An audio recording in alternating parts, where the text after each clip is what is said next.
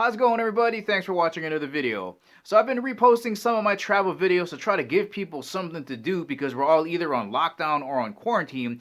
Now, if you haven't seen the video I did on Pearl Harbor's 75th anniversary, I'll leave a link for it right up here. But today, we're visiting Maui. And as a quick reminder, if you're bored and running out of things to watch on the internet, click on my channel icon. I've got over 20 playlists that cover a variety of topics. Welcome back, YouTubers. Brother Kimo here from Reload Hawaii. Thanks for tuning in to another video.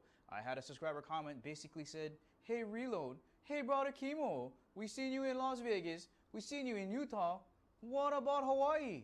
Then I said, "Oh yeah, good one, shoots, I take you guys Maui, we go."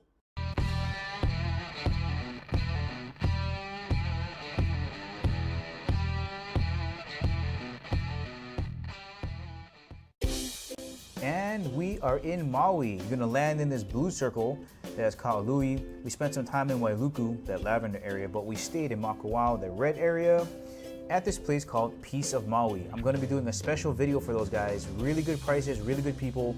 So if you're on a budget and you wanna stay on Maui, check them out, Peace of Maui. Let's get back to the map. Never mind the left side, that's where all the touristy hotels are. We wanna go on that white squiggly line down to the Kipahulu district. That's the southern part of Haleakala National Park. Woo! We're on the windy road to Hana. If you're not comfortable driving in tight, windy roads, please take your time. Get a small vehicle. There's some times where you can stick your arm out and touch the mountain on the way there. And if you're driving back in the dark, be careful because all you have is your headlights and the ocean and death is on the right. So take your time. It's about a 2.5 hour drive. No rush because you're gonna have to stop. It goes out to one lane. You gotta let people by. So just take it easy. Oh man, be careful if it's raining too, because it was raining and dark when we were heading back, so be careful.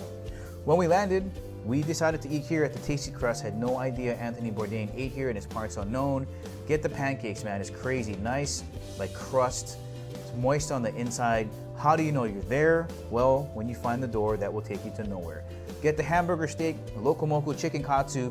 Let the locals guide you. You're gonna brook them out, guaranteed. Now, if you have time after this, stop off at Queen Kaahumanu Mall, the Camila's Seed Shop.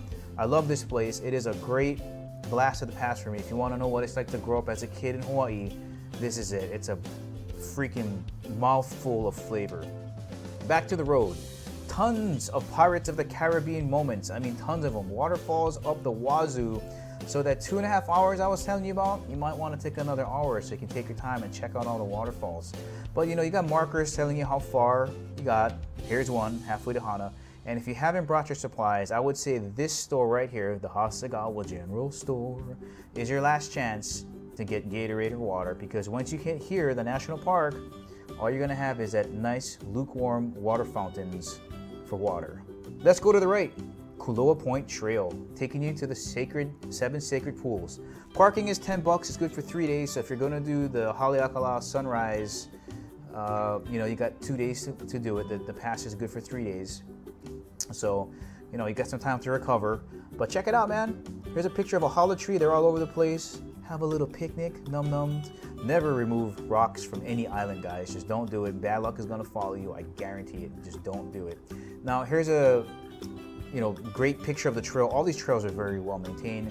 If you go left, there's a little staircase to take you down to the pools, but I decided to go right so I can show you what the mouth of the pools looks like, where the fresh water meets the salt water. Yay! Here's one of the smaller pools. You saw that kid jump off the rock up there. Be careful, guys. Don't become a statistic. There's people that go missing on these trails and get hurt all the time. Just enjoy the views. That's what you're here for. You drove 2.5 hours down here to check it out.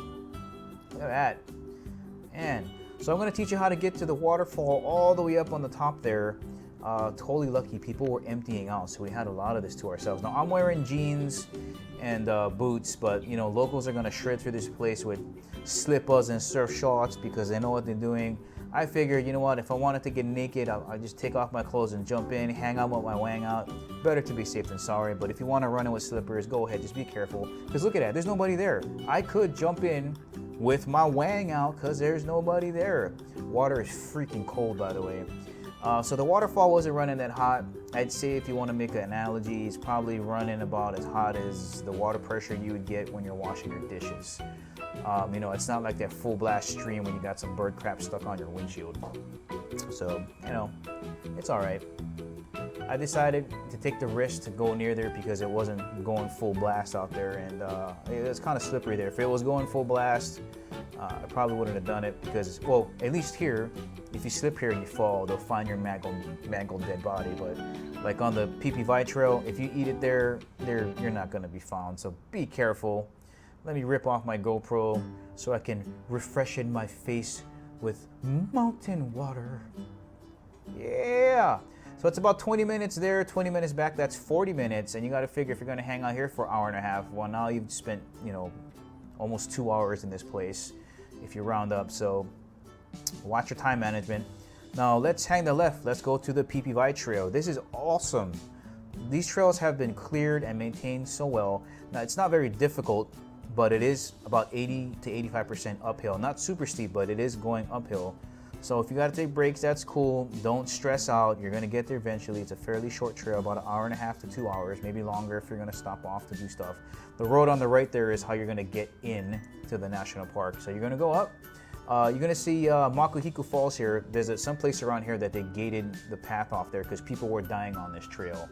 So that's the #1 scenic point you want to stop off. If you're going to deviate from this trail, you're going to end up kind of going down there. And is it worth it? Yeah, man, it's an absolutely stunning view. I didn't decide to go, but just be careful. Second scenic point is this banyan tree. Look how massive it is. People on the left there look that small, roots growing out of the ground.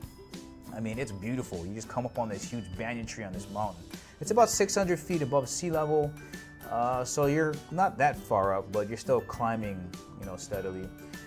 Here's the bridge that's going to take you to the third most scenic point. Look at that waterfall, man. It's just hanging out. It's just gushing all over the place. And here is where you cross this bridge and you are going to be in a bamboo forest. And you're going to be in there for a good hour, hour and a half, maybe 2 hours if you take your time. But it literally is the most zen place I've ever been in. I mean, it is dead quiet. You can hear birds chirping and then it echoes through like this tunnel. They basically have cut a tunnel through this forest of bamboo. And it's like you got one of those wind chimes hanging on your porch, these bamboo trees that are like 60 to 80 feet tall are just kind of gently knocking against each other. And the wind is blowing through the leaves. And the canopy, it's so dark in some places, you just feel like zen. Zen. When you hit these plastic planks here, you're pretty much halfway through it. Be careful, they're slippery. So if you're gonna do it while it's wet, I might even just walk on the ground because those little bastards are pretty slippery. But you can see just how kind of thick the forest is all the way through.